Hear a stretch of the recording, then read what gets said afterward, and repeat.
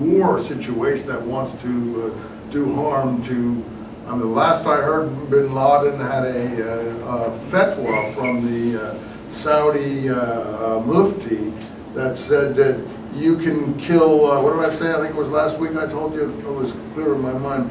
You can kill up to, was it 5 million, 10 million, or 20 million Americans? You can kill, because that's how many Muslims they've killed, which is a figment of his imagination, that the Americans have killed 20 million Muslims or something like that. It's preposterous. But in other words, these people literally think that they can kill, I think, 10 or 20 million Americans in cold blood without any compunction whatsoever. And you want, in your way, say, oh, there's a 15-year-old boy there who he may not belong there.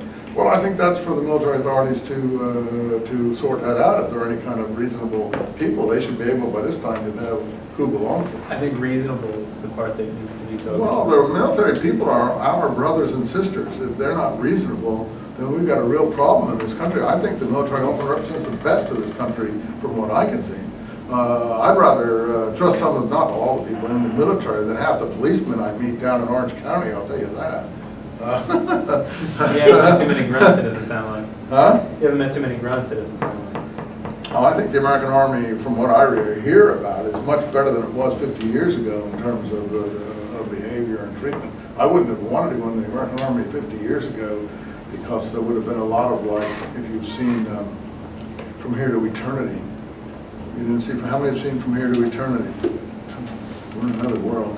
That's the story of the Marine barracks out in Honolulu before the raid on Pearl Harbor and the hazing and horrible situations that people got into in the U.S. Army. So yeah, you've met some grunts that are pretty bad. Okay, I'll take your word for it. I haven't met grunts. All I know is it's a better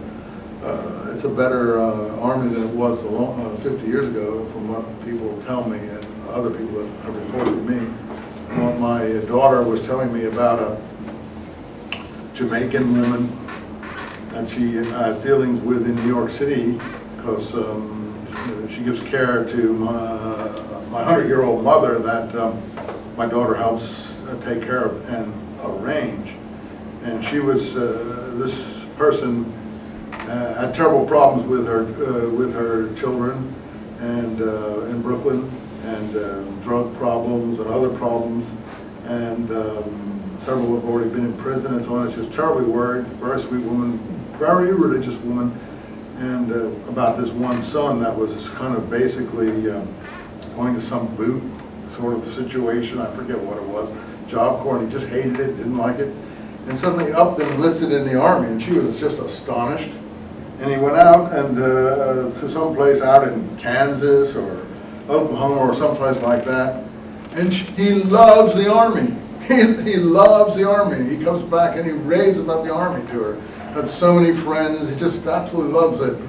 He's Afro-American, on the edge of prison situation, so, and he loves her. And she just can't believe the kid never even made his bed before, she told my daughter.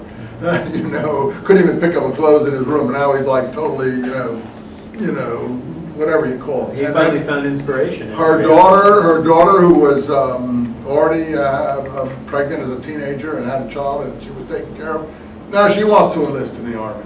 So, you know, you can hear some kind of stories, maybe from Anglo grunts, but I'm hearing stories from minority grunts that find the Army to be a place of opportunity and equality. My father and brother both served. I don't have too much against the Army, but if we're going to lead the world, and that's what we're talking about, leading the world, and we're not going to lead them into a universal human rights and civil rights ethic. Well, we're not going to lead the world. Well, that's what we're talking. That's the No, you're too late. You're too late. We could have led the world in 1945 when we had all the power and nobody else had the power.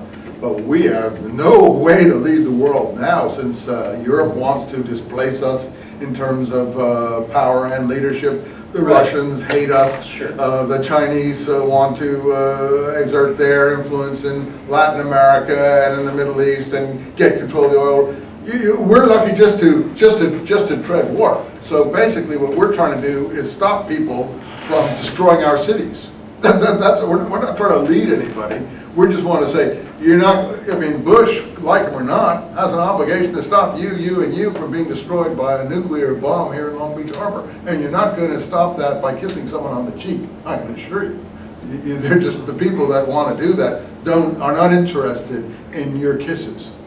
They are, and that's what I think is not appreciated by good people like yourself. Yes, I agree with yours. In an ideal situation, if these people didn't have the weaponry that we're speaking about, or germ warfare, or other things, and we were back in the 50s, where we were dealing with colonial situations, I think that all what you say would be wonderful.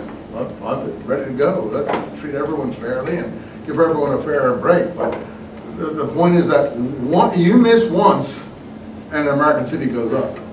You miss once. You don't get the right intelligence.